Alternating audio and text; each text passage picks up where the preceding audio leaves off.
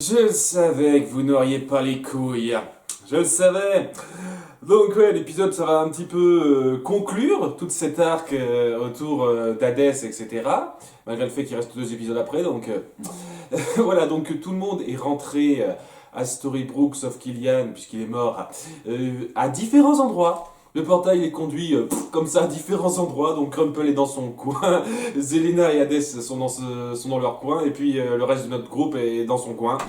Ouais, pas de pratique. Alors que Zelena décide de confier son bébé à Hades pour voir un peu comment vont les autres, parce que ouais, bien entendu, c'était logique, c'était la chose à faire à ce moment-là. Hades tombe rapidement sur Arthur, qui s'est enfui du bureau du shérif. À ce moment-là, pile à ce moment-là, il s'est passé je sais pas combien de temps entre le moment où ils sont allés aux enfers et le moment où ils sont revenus, mais c'est à ce moment précis qu'Arthur est en fuite. D'ailleurs, il est en fuite parce que bon, Mérida était un peu en charge du bureau du shérif pendant que tout le monde n'était pas là, et elle a assigné dormeur pour le surveiller. C'est un gag récurrent, quoi. Vous assignez dormeur pour conduire un camion, capitaine de soirée, et dormeur pour surveiller un type en prison, bien sûr. Donc ouais, c'est un gag récurrent de la série. Ça n'empêche que c'est très con. Ouais, donc ouais, Mérida et la shérif, c'est histoire de dire qu'elle est présente parce qu'elle sert à rien. Ouais, elle fait juste acte de présence, Mérida. Et à un moment, j'ai cru que qu'Arthur aussi ferait juste acte de présence, mais ils m'ont agréablement surpris là-dessus. Parce que voilà, lorsqu'Arthur lui raconte un petit peu sa vie à Hadès, tout ça, Hadès se dit merde, je le tue. Histoire de dire, ah, je suis méchant, je vais préparer ma conquête, etc. Parce que oui, c'est un sale con, hein, il va pas essayer de se racheter ou quoi que ce soit. Et je pensais à un moment donné que ça serait fini d'Arthur et que c'était une façon complètement insultante de le balancer aux oubliettes. Mais non, parce que il va se retrouver aux enfers, il va retrouver Killian, il va se passer certaines choses. Je vais revenir là-dessus un peu plus tard, mais pour l'instant, donc, alors que Zelena vient discuter avec Regina de ce qui se passe. Regina lui raconte un peu ce qu'il en est, c'est-à-dire que Hadès ne s'est pas vraiment racheté, puisqu'il a voulu faire en sorte qu'il reste bloqué aux enfers. Et Zelena est une conne jusqu'au bout en disant oh, mais non, tu dis ça parce que tu veux pas que je sois heureux, mais gna gna gna gna gna. Et ça chahute, elle se dit non, tu veux pas, je vais pas t'écouter, je vais être avec mon amoureux. Elle se barre. Oh, il y a des gens qui trouvent que ce personnage est le meilleur de la série. J'ai vu ça en commentaire, sérieusement. Oh mon dieu, j'arriverai pas à comprendre ça. Dans un sens, il y a 2 épisodes de ça. J'étais un peu content de voir que Regina et Zelena s'étaient enfin réconciliés, même si c'était amené de façon un peu forcée et comme par hasard, c'est trop rapide.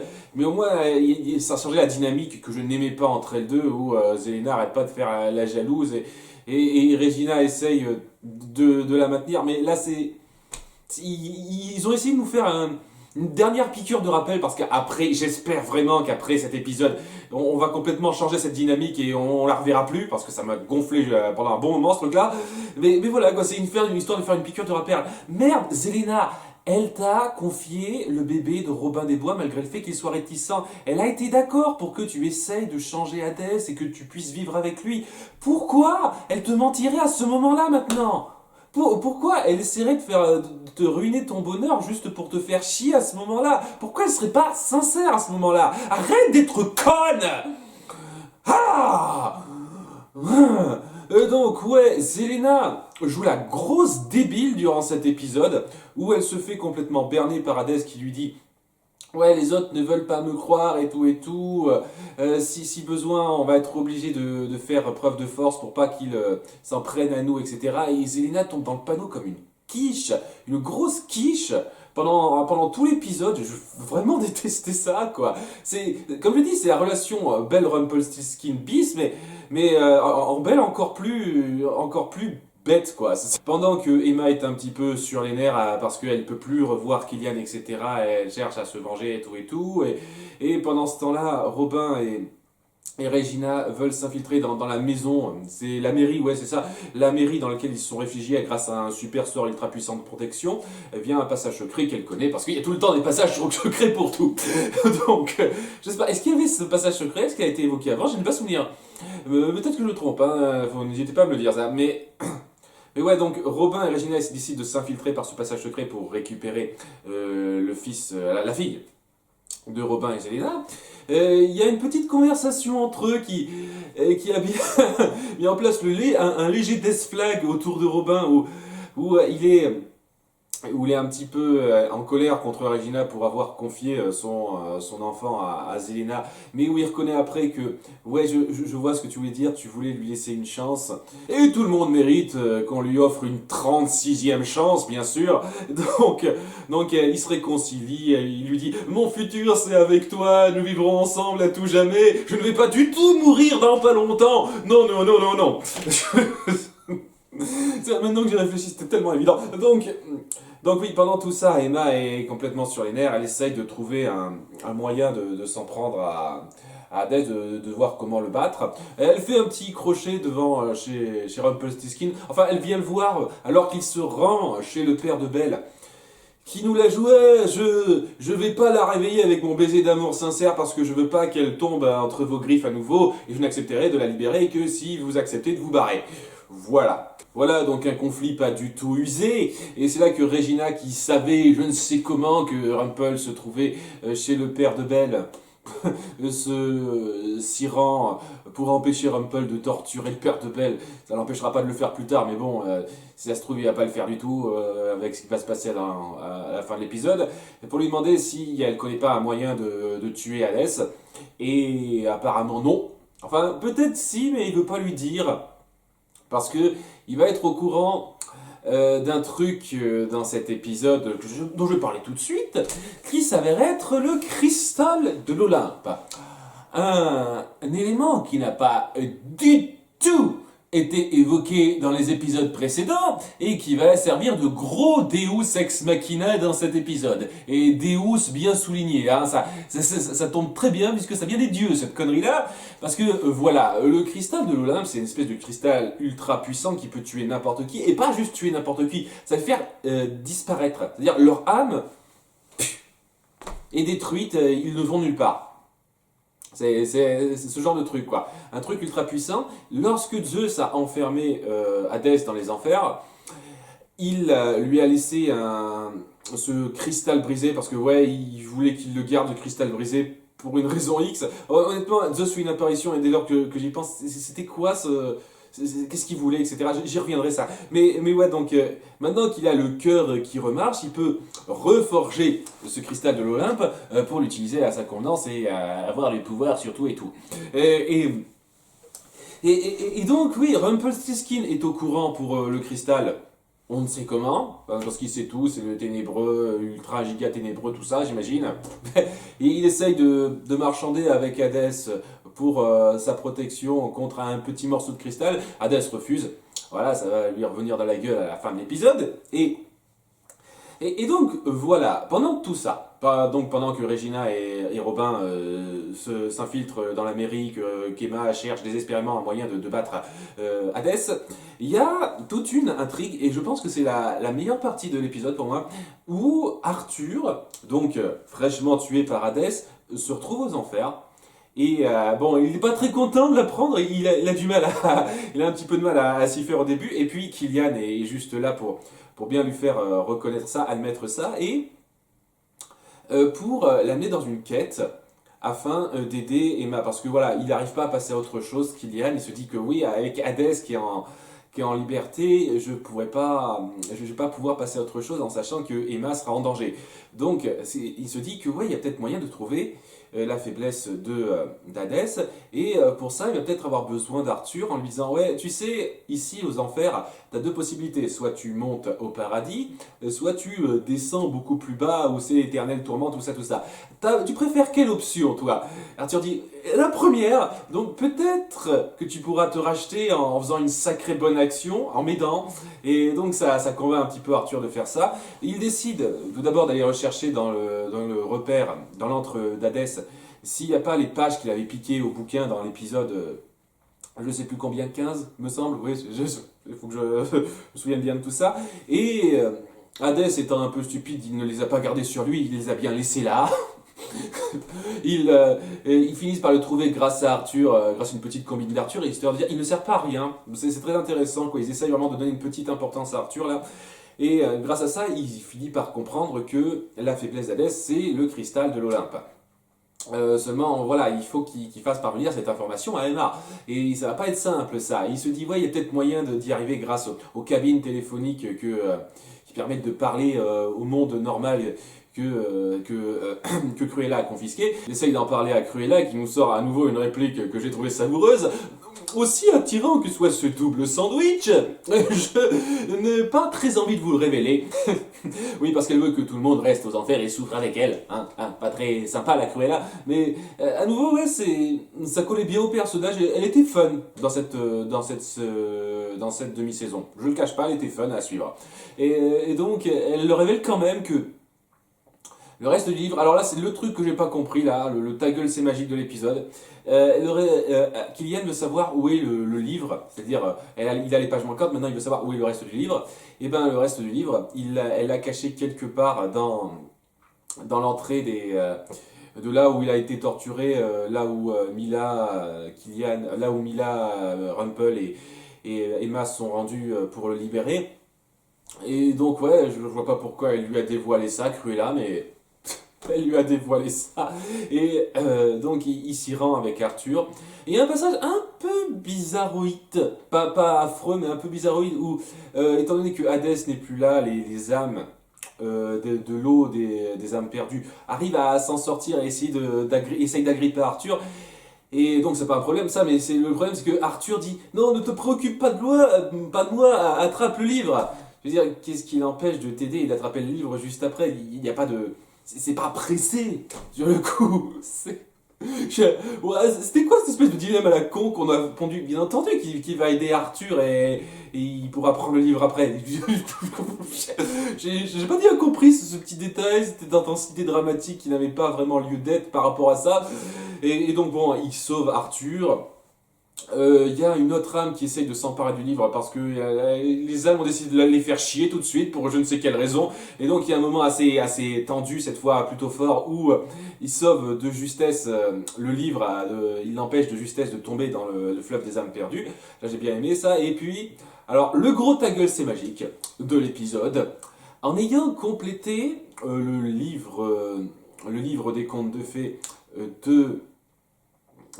du monde des enfers, on ne sait comment, ça crée une espèce de connexion avec le monde de Storybrooke et les pages apparaissent, les pages sur Hadès apparaissent dans le livre de Storybrooke. Donc Emma sait que le cristal de l'Olympe existe et qui peut tuer Hadès. Un cristal de l'Olympe qui n'a donc jamais été introduit avant cet épisode. Et honnêtement, la façon dont ça a été mis en place, j'ai pas du tout l'impression qu'ils avaient pensé.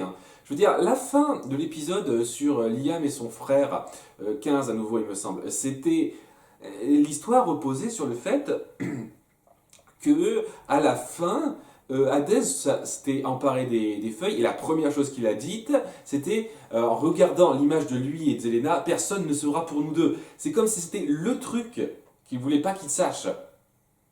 Pourquoi pourquoi c'est ce truc-là sur lequel ils se sont centrés?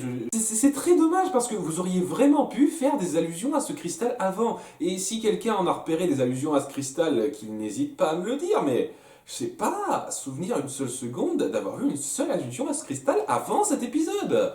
C'est assez foireux quand votre résolution s'instaure en un seul épisode. À nouveau, je le dirai, je le dirai je sais pas combien de fois, mais ouais, surtout quand c'est la résolution finale, comment vous battez votre grand méchant et tout. C'est ça la façon dont vous arrivez à le battre. Merde.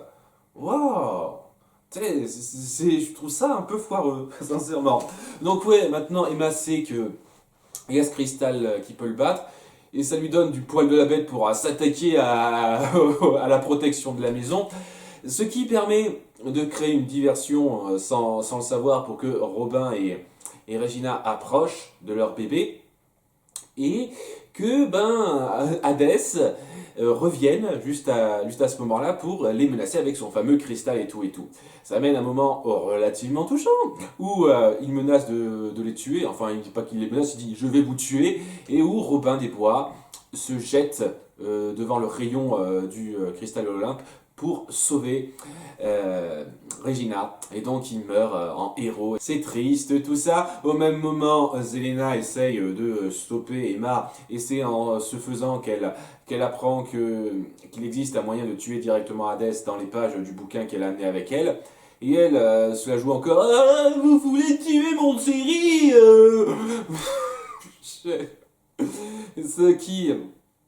Ce qui ne sert qu'à la distraire.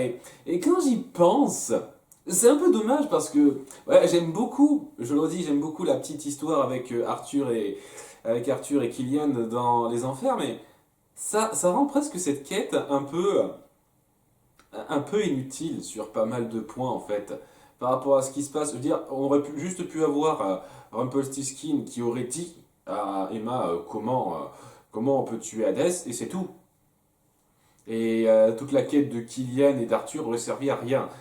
Sur pas mal de points, en fait, on aurait même pu essayer de faire en sorte que Emma ne sait pas exactement comment vaincre Hadès, et que ça amène les choses à peu près de la même façon, c'est-à-dire qu'il s'attaque directement à chez Hadès, mais sans savoir exactement comment le tuer, quoi, ce genre de truc. Donc ouais, c'est un peu dommage de rendre cette espèce de quête assez forte en soi aussi inutile. Un peu dommage, voilà. Mais donc voilà, Zelena, après s'en être rapidement pris à Emma, revient, et c'est pile au moment où Robin des Bois est mort. Et ce qui l'amène à une espèce de dilemme, c'est-à-dire est-ce qu'elle va croire son chéri Hadès, qui a été vachement louche du début à la fin, mais elle était complètement aveuglée par l'amour, qu'elle qu'elle n'a pas fait gaffe, ou Regina, qui a été sincère avec elle depuis quelques épisodes, et qui a l'air complètement déchirée par le fait d'avoir perdu son amoureux. Et donc il y a un petit moment de doute, oh mon Dieu, je veux pas perdre l'homme que j'aime, mais il n'a pas confiance en moi, il veut m'utiliser, et il finit par tuer Hadès en étant super attristé par ça, oui, parce que j'en ai pas parlé, mais très rapidement, suite à une petite scène d'action, elle met la main sur le cristal de l'Olympe, elle tue Hadès. On a un moment relativement touchant entre les deux sœurs qui viennent de perdre l'amour de leur vie selon elles. Killian, ayant réussi son coup entre guillemets, est prêt à partir, à faire son ascension vers le paradis. Pas au même endroit que d'habitude, mais ça va être un petit peu justifié par le fait que c'est Zeus qui l'appelle directement. Et on a un moment très fort avec Arthur, où il dit ouais, je ne suis pas prêt à monter tout de suite. Je pensais que le royaume brisé que j'aurais à sauver était Camelot, mais peut-être que c'est ce royaume-là que je vais pouvoir sauver. Je vais peut-être arranger les enfers. Et vous savez quoi?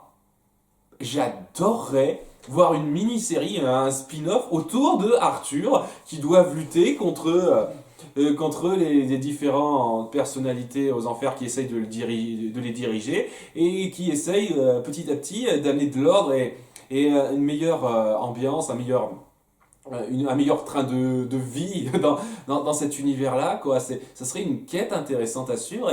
Et même s'ils le font pas, parce que ça m'étonnerait énormément qu'ils développent ça davantage, s'ils le font dans un épisode, je serais extraordinairement content. Vraiment, mais même s'ils le font pas, c'est une rédemption très sympathique, très acceptable pour le personnage. Moi qui étais complètement gavé de ce qu'ils en ont fait à la fin du premier arc, où c'était juste un sale con bête et méchant vers la fin, alors qu'il avait la possibilité d'être beaucoup plus profond que ça, qui le fasse partir sur cette rédemption-là, et je trouve que ça rattrape le personnage.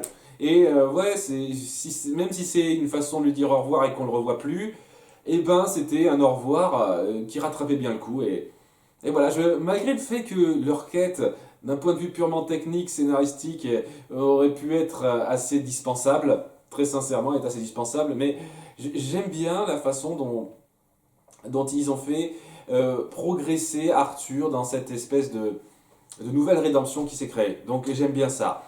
Donc, Kylian, lui, est prêt à monter aux cieux. Seulement, voilà, il ne monte pas aux cieux tout de suite. Il rencontre Zeus, qui est le symbole même de l'antivirilité dans cet épisode.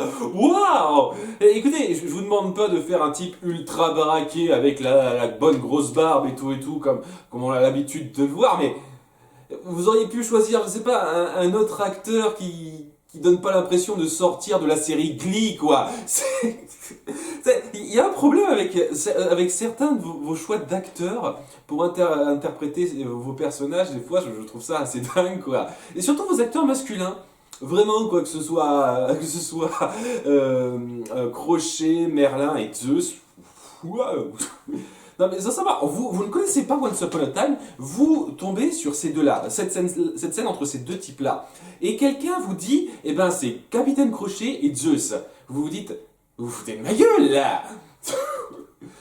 Et Kylian, je m'y suis fait, c'est pas le problème, mais j'en sais rien, peut-être que Zeus aura une importance plus tard, je ne sais pas, mais si c'est pas le cas et si c'était juste pour un épisode comme ça, vous auriez pu prendre un acteur qui ne se dévie pas à ce point-là de la vision qu'on a d'habitude du personnage. Mais enfin bon, il lui dit qu'il lui est très reconnaissant d'avoir enfin réglé son problème avec Hadès et d'avoir détruit pour de bon le dieu déchu, le dieu malicieux déchu. Juste un truc, tu pouvais pas le tuer toi-même, Zeus, si ton objectif c'était de le tuer et que ça te dérange pas qu'il n'y ait pas de dieu pour surveiller les enfers, parce que voilà, il n'y a plus de dieu pour surveiller les enfers, ça n'a pas l'air de te déranger. Pourquoi tu l'as pas tué directement? Je pouvais pas le tuer directement pour une raison X? J'ai pas compris. Je comprends pas tes intentions, Zeus. Dans ce qui est montré dans cette demi-saison, je comprends pas tes intentions. C'est pas clair. C'est pas clair. Je pense que les scénaristes n'ont pas super bien réfléchi. Parce que voilà le truc. Tout ceci n'est qu'une excuse, clairement. Clairement, et c'est un peu dommage. Pour que Zeus ait une raison d'être redevable envers Kylian et pour que la scène de fin, dont je vais parler dans 30 secondes, arrive. Donc, dans le monde de Storybrooke, tout le monde pleure ses morts, hein, c'est-à-dire tout le monde a perdu son mec, hein, Emma a perdu Kylian, Zelena a perdu Hadès, Regina a perdu, a perdu Robin des Bois. Bon, David est pas mort, wouh. Il en réchappe lui, mais voilà, il y a tout ça. On voit rapidement Emma pleurer Kylian et tout le monde pleurer un peu Robin des Bois dans une cérémonie plutôt touchante. Selena nomme leur fille, parce qu'elle n'avait pas encore de nom jusqu'à présent, Robin.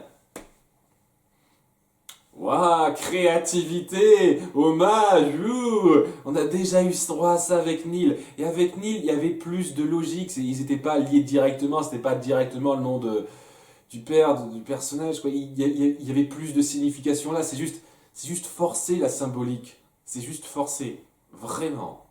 Ouais. Et donc tout le monde le pleure, et alors que Emma continue d'être super attristée et tout, Kylian réapparaît. Il est ressuscité par les pouvoirs ultra magiques de Zeus en remerciement par rapport à ce qui s'est passé. Bien entendu que vous n'aviez pas les couilles de le tuer.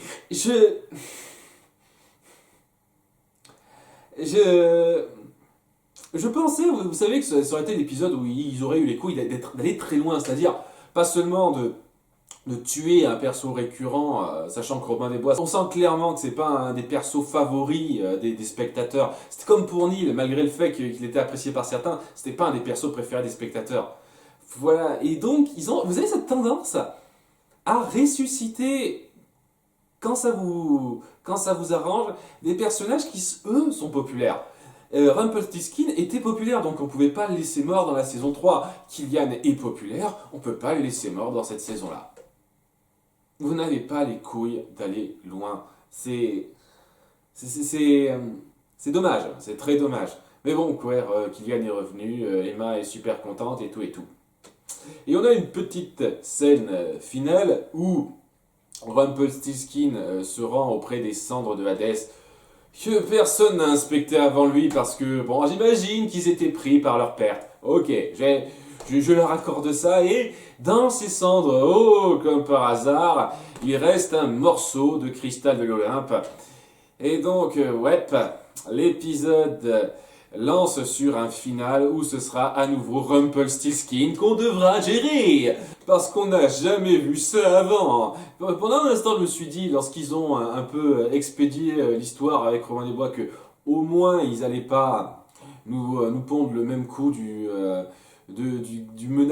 la menace de fin autour de Rumpelstiltskin, histoire d'arrondir le truc, alors que la menace centrale, ça n'a pas été lui tout le long de la saison, mais si, en fait, ça va être la même chose. Donc voilà, c'est comme dans la saison 4. Euh, Donc j'imagine que ça va tourner autour du fait que Belle doit encore être libérée par un baiser d'amour sincère. Il va peut-être un peu forcer son père à faire ça, ou il va utiliser son cristal, parce que le cristal de l'Olympe, parce que servira d'ingrédient magique, truc muche pour un sort qui lui permettra peut-être de sauver Belle. Truc comme ça, j'imagine. Ouais. Bah, ça peut être bien, c'est pas le problème, mais je sais pas, ça commence à se répéter un peu trop, c'est dommage, c'est un peu dommage. Il y a des choses qui vont trop vite, Selena est un peu trop conne, voilà, donc elle se rattrape à la fin, et donc j'imagine que c'était une dernière salle d'adieu à sa connerie et son côté chiant des saisons précédentes, donc tant mieux si ça se termine là, et il y a des choses qui vont trop vite. Le cristal de l'Olympe introduit cet épisode même, ça me gonfle ça. Ça me gonfle que votre élément de résolution principal, le gros élément de résolution, soit introduit le dernier épisode. C'est chiant ça. Je déteste quand ça fait ça. J'ai détesté ça dans l'épisode final de la saison 7 de Buffy par exemple. C'était gonflant quoi. Que votre résolution repose sur une babiole à la con qui n'est introduit que l'épisode même. Merde! C'est pas de la grande écriture là, c'est du foutage de gueule pour moi. Et donc malgré ça, il y a des bons moments d'action, des moments dramatiques forts. J'aime beaucoup ce sur quoi il voulait partir avec la sous-intrigue autour d'Arthur et de Killian. Et cette espèce de rédemption d'Arthur, pour moi, c'est ce qui rachète beaucoup l'épisode. Et malgré tout, oui, il y a un côté épique, pas mal là-dedans. Et les acteurs se donnent à fond. Je veux dire, quand Regina et Zelena pleurent leur fiancé mort pour différentes raisons en même temps, on sent vraiment comment ça les touche et l'espèce de lien fort entre ces deux-là. Et les actrices le font très bien passer, par exemple. C'est très fort, ça. Il y a beaucoup de moments très forts comme ça qui arrivent à bien sauver l'épisode et qui font de ce final, entre guillemets, puisque bon, il va y avoir 2 épisodes épilogues après ça, ça le rend assez intéressant pour ne pas être mauvais malgré les gros défauts qui me gênent. Et il y a beaucoup d'épisodes comme ça dans cet arc. On verra un peu comment ils vont conclure ça avec l'histoire autour de Rumpelstiltskin, le cristal de l'Olympe, Belle endormie, etc. Nous verrons bien. À bientôt pour l'épisode 22. Ciao!